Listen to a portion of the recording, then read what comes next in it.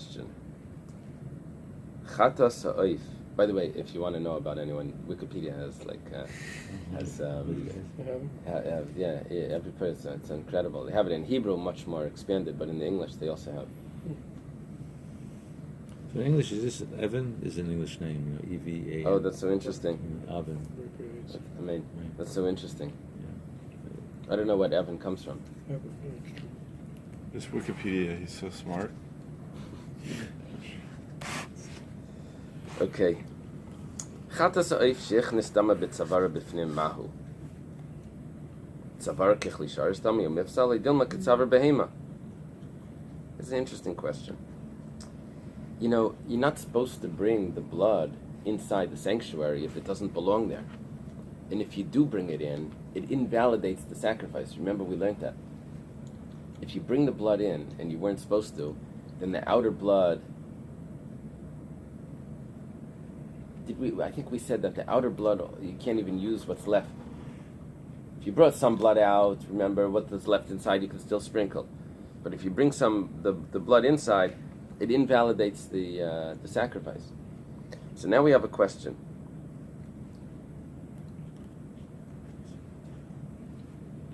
That's what it is.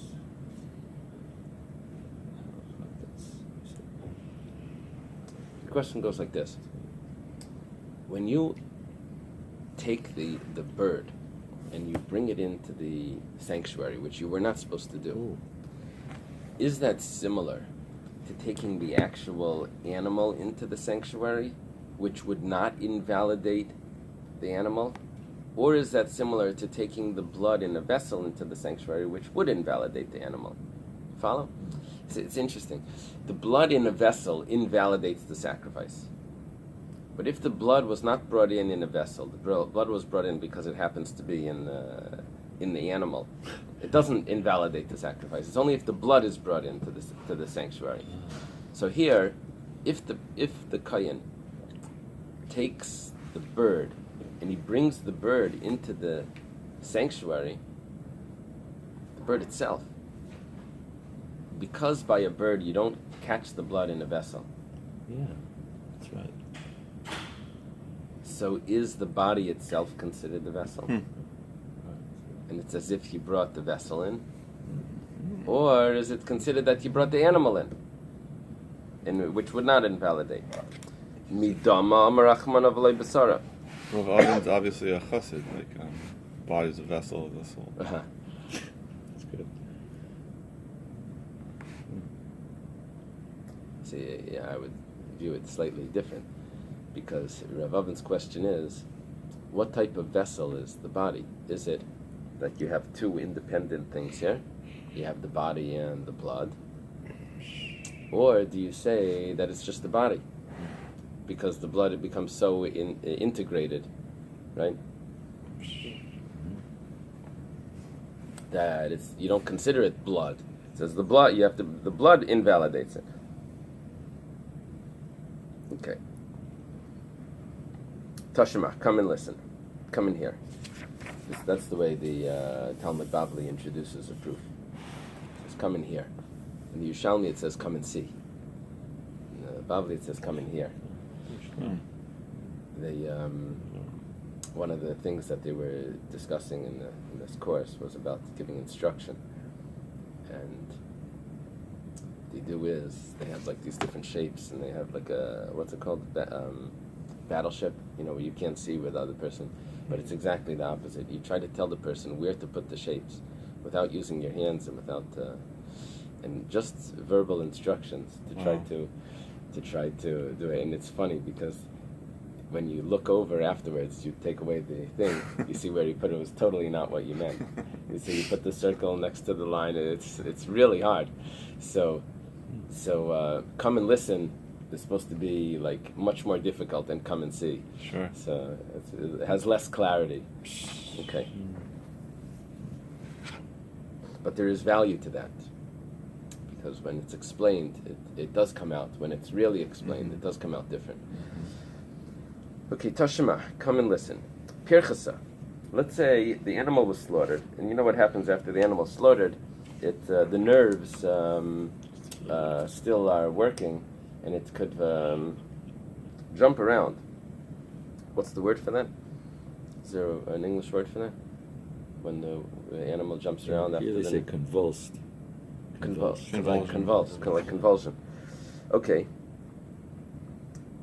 Let's say it's having these convulsions, and it jumps inside the sanctuary, and it comes outside. Kshera, it's valid. Talking about the bird. That was because of the convulsions that it went inside. But if you actually brought it inside, then it wouldn't be valid, right? Because it says only if it had convulsions. That would mean that it did it on its own. But if you did it purposefully, then it would be psula. It would be invalid. So we have a good proof that if you bring the bird inside, that proves that the blood that's in the neck is considered in a vessel, and it would be invalid. The Gemara says, but according to your logic, according to your reasoning, when it's talking about an animal that's holy of holies, diktani, over there it says, where does an animal that's holy of holies need to be slaughtered? On the north. Pirchasa, if it has convulsions, v'yatzaladarim, and it leaves the north and it goes into the south, b'chazra, and it goes back onto the north, kshera. It's kosher. Ha-hitzia, that would mean that if you take it to the south, psula, it would be invalid. Is it really invalid? There's no line that marks off the north from the south that if you were to take it to the south, you would invalidate the animal. Of course, it's not going. If you would take you're contained in the courtyard of the Beis Hamikdash. It doesn't become invalid if you walk over to the north. I'm sorry, if you walk over to the south, it's supposed to be in the north. If you take it, it doesn't become invalid. So how can you make how could you deduce that, when does it stay valid? Only if it had convulsions. But if you would take it, it would be invalid. That's not true. If you would take it, it's also valid. So what the Gemara is trying to do here is don't say that the fact that it says that if it has convulsions, that's when it's valid. And deduce from that if you actually took it by hand, it would be invalid. You can't say that. It's not a good deduction. This is only necessary for the law of when it was taken outside the courtyard itself. So what it means is like this.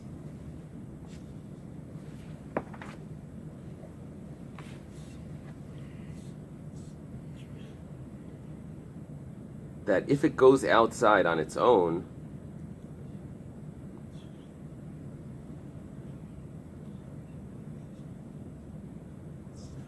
it doesn't matter if it went out on its own or if you took it out. If it ends up leaving the courtyard, it's invalid. So the reason why it's using the term of convulsions is because it wants to teach me that it's invalid if it leaves the courtyard, even if it has convulsions. But that should not be a reason for you to think that in all the cases of that Mishnah or Brisa, that the law only applies to convulsions. The reason why it was using the term if it has convulsions and it went inside or it went outside that was because one of the cases that was really necessary to say, because in that case it was invalid even though it had convulsions. So in order to make it symmetrical, all the cases together, use them all talking about convulsions. But that doesn't mean that the convulsions is why it's kosher in those other cases, but if you would actually take it out, it would be invalid. No, even if you would take it out, it would be kosher. It's possible that it would be kosher as well. The reason why it used the case of convulsions was to tell me that there's one case. If it leaves the entire courtyard, even though it had convulsions, it's invalid. Right? You follow? So going back to our cases, we really don't know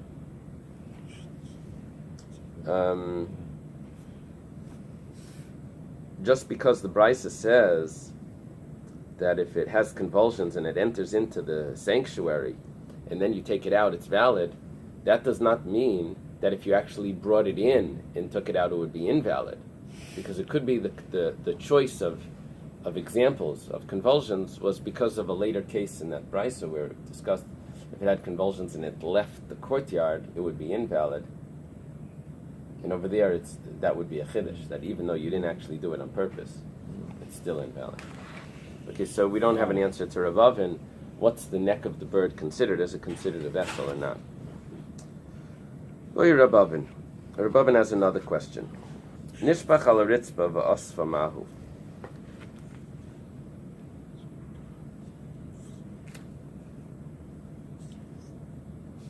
The rule is that if the blood was in a vessel and it fell on the floor afterwards, I think you were allowed to take it back if it was once in a vessel. But if it was never in a vessel, it just spritzed out of the neck straight on the floor, you were not allowed to pick it up from the floor. That blood from the floor you weren't allowed to do. Rav Avin's question is like this. By a bird, you don't need a vessel. So let's say the blood spritzes out of the bird's neck and goes onto the floor. Then you went ahead and took a vessel, and you used the vessel.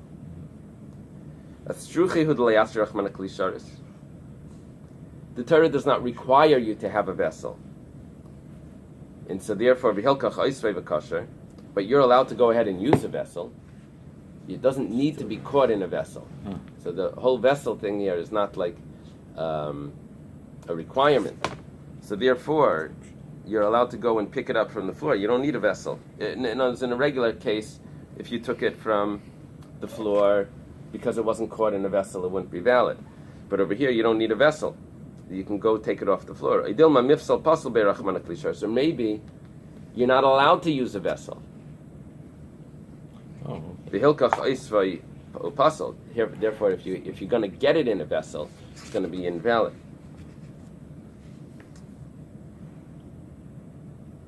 Now, in other words, is it not allowed to use a vessel, or is it just you're not required to use a vessel? Sort of like the big question in Chabad about shalashudas. Do we not eat shalashudas? Or are you not specific to go ahead and eat shalashudas? You have to eat something, but you don't wash for shalashudas. Do we not wash for shalashudas, or do you not specific? Are you not specific about washing for shalashudas? You have to eat something. You have to eat something, right?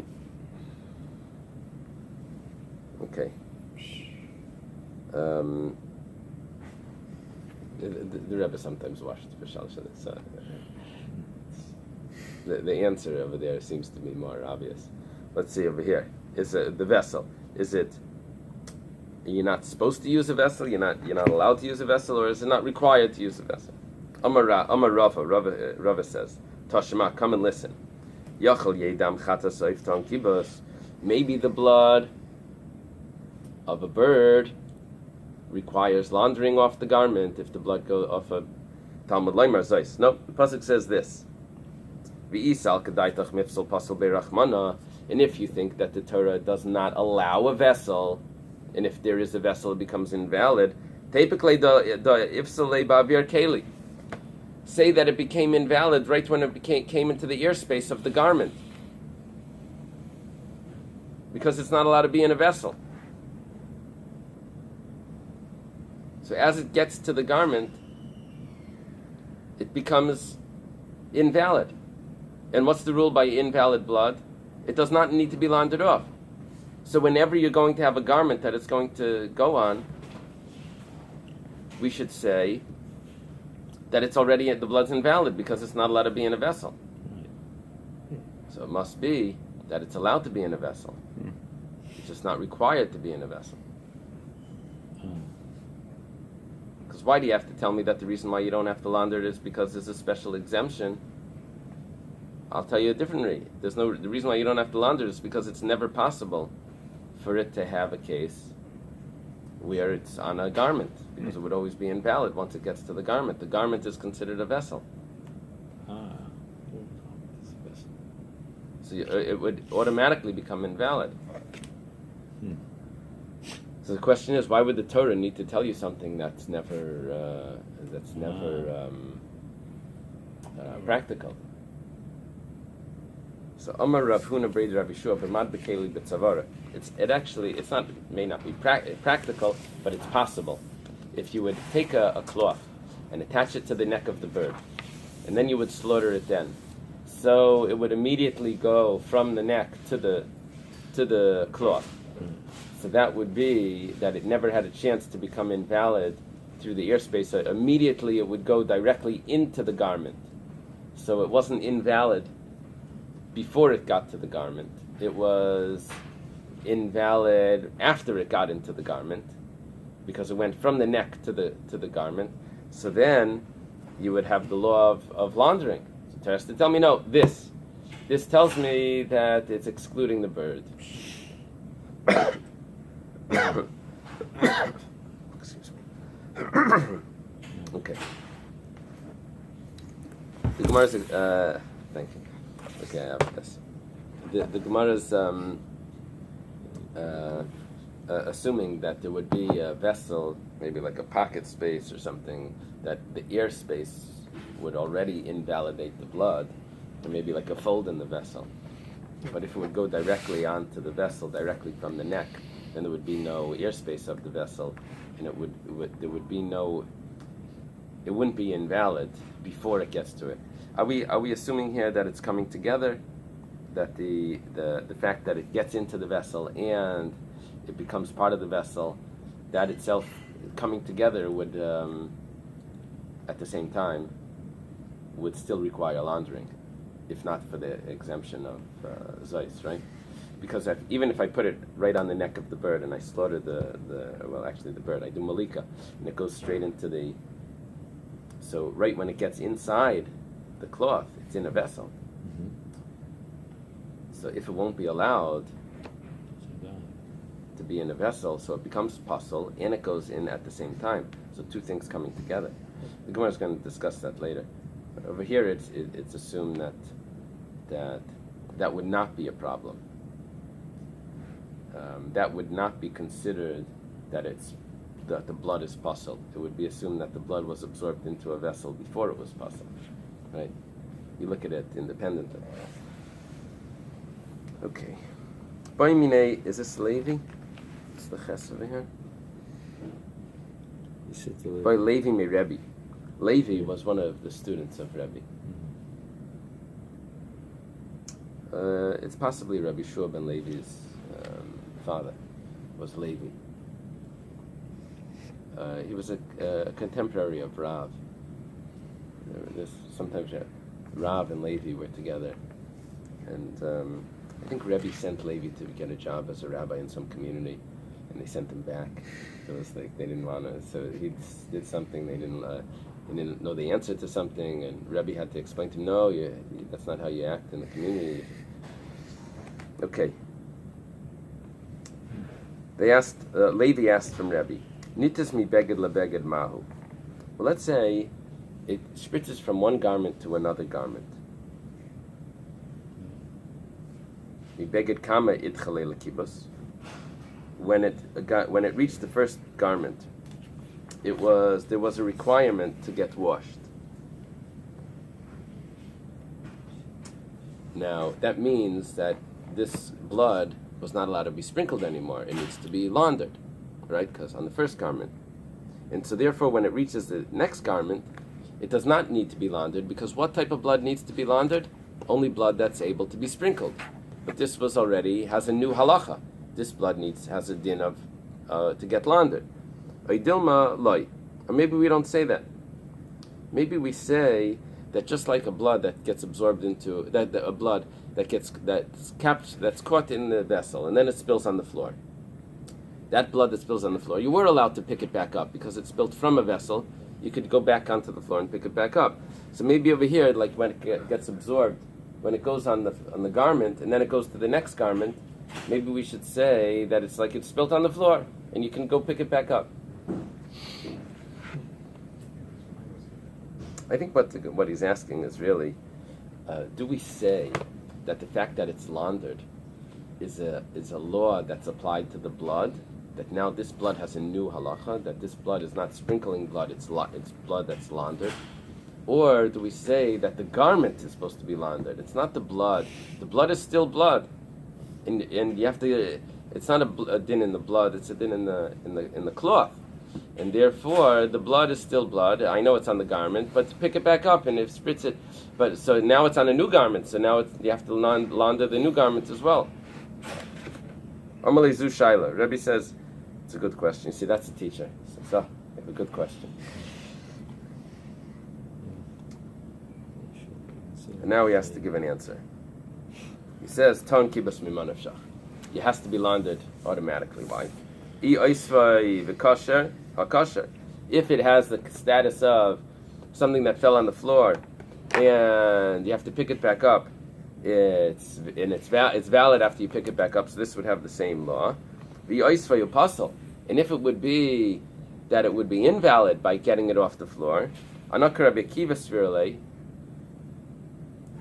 my other Gemara, I had a correction here. It said, Anakar Reb Yaakov Svirale. This is funny, this Gemara, which is a better Gemara, doesn't make these corrections. I hold like Rabbi Akiva, like Rabbi Yaakov, who holds, Damar Haislei Shasa Kosher, V'nifsala, Damaton Kibas.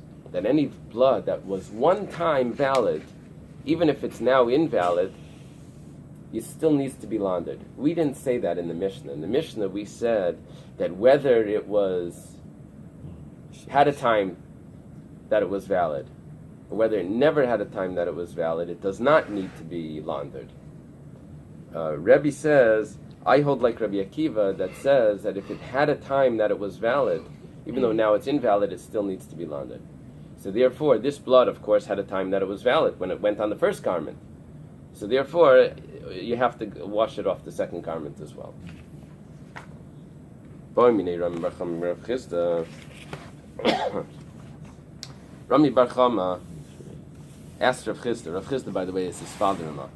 Rami Bar Chama married the daughter of Rav Chisda. So he asked his father-in-law a question. It doesn't tell us if it's before the wedding or... We don't know these things. Maybe we can tell from the answer. Nitiz al beged tamei mahu. This is an interesting question.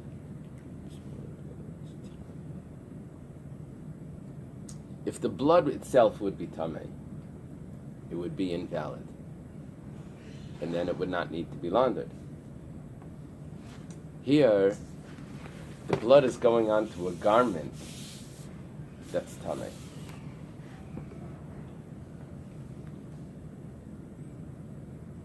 So at the time that it reaches the garment, the moment before it touches it, the blood is pure. The moment that it touches it, there's two things that are happening. The blood becomes impure, and the blood is being absorbed in a garment which requires laundering. The question is, impure blood does not require laundering. So is this considered impure blood? Or is it considered blood? Now, which one do we view happened first? They're both happening simultaneous. It's becoming impure and it's getting absorbed into the garment. So how do we view something that's simultaneous? Amar Rav Huna B'Rei Rav Yeshua. Mida kaboy lehachi. The fact that you're asking me, the fact that you're asking this is Rav Huna B'Rei Rav Yeshua is later than Rami Bar Chama. Shma mina. You see from this, Haisla Shasa Kaisha. If it was valid at one point, Vinifsala, and it became invalid, Ein Damatang Kibus. You don't require laundry. It doesn't require laundering. Obviously, that's why he asked the question. And Hani Mili, Vazeh Achazeh. That's only if one happened after the other. Abavasachas Lai. But if it happens at the same time, then no. Maybe there's no difference. Okay.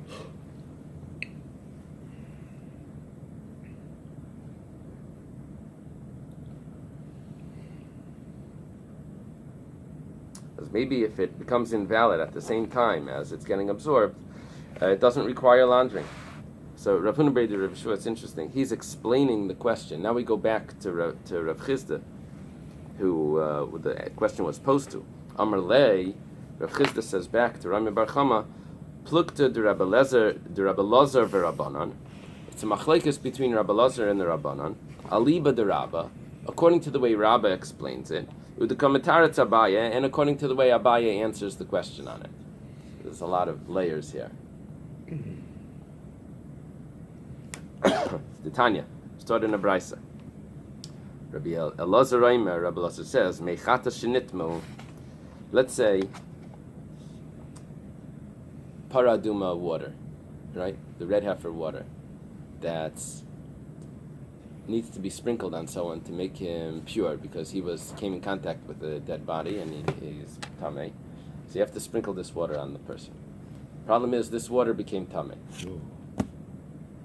Not from a dead body, other types of tama. So mitarin, it still works. Oh. Why? He says, he proves it. Nida mazinala. Because let's say there's a woman that's a nida. And she's impure from a dead body as well. Are you allowed to sprinkle on her the water of the paraduma, or does she need to go to the mikveh first, get pure from nida, and then we'll deal with that? It says you don't need to do that. You can sprinkle on her. Now, what happens when you sprinkle on her? Does the water become tamei when it touches her? So, what was our question before? What was the original din that Rabbi Elazar said that water of a paraduma that became tamei, you're allowed to sprinkle it. Why? Because you're allowed to sprinkle on a nida, which is basically means water that becomes tamei. Va'amar Rabba, and Rabba says, Rabbi Elazar b'shitas Rabbi Akiva Rabba Yamra. Rabbi Elazar follows Rabbi Akiva, his teacher. Remember, Rabbi Akiva had 5 students. Those were Rabbi Meir, Rabbi Yehuda, Rabbi Yossi, Rabbi Elazar ben Shemua, and Rabbi Shimon bar Yochai. So Rabbi Elazar was one of the students. Rabbi Elazar follows Rabbi Akiva, the teacher's teaching. What does he say? The Amar Havaras Keli al Gabi Makam Tami Kamunach Tami. Rabbi Akiva holds that if you take a vessel over something that's tamei, it's as if it was placed down in the air and it becomes tamei.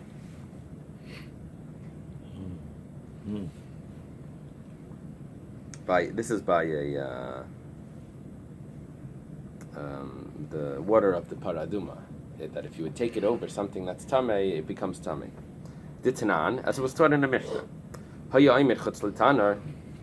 Let's say a person is standing out, not in the oven. He's standing at the side of the oven. They had large ovens then. And Visheretz Bitanar, and there's a creature that's dead in the tanar, which is impure.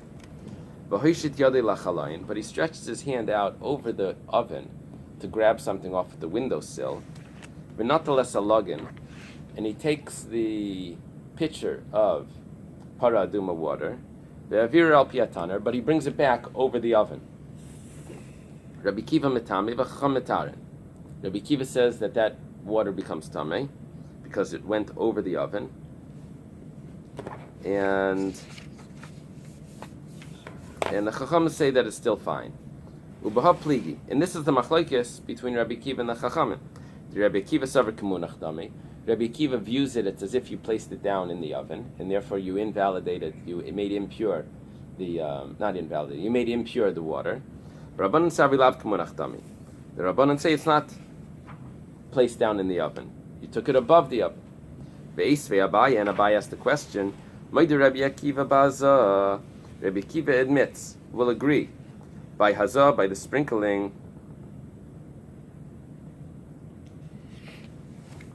if the person sprinkles over something that's tamei, shavir al gabi kli cheres tamei, that the sprinkling, let's say there was a person tamei and the kohen was standing next to him and he's sprinkling on the person that's tamei, but he sprinkles over a vessel that's tamei. So he's sprinkling the blood, and there's a vessel that's interrupting, that's in between the person and the person that's in the kohen that's sprinkling. or al gabi mishka v'moishav tami, or it's on, what's that dalid? Oi, or it's on a bed that's tummy.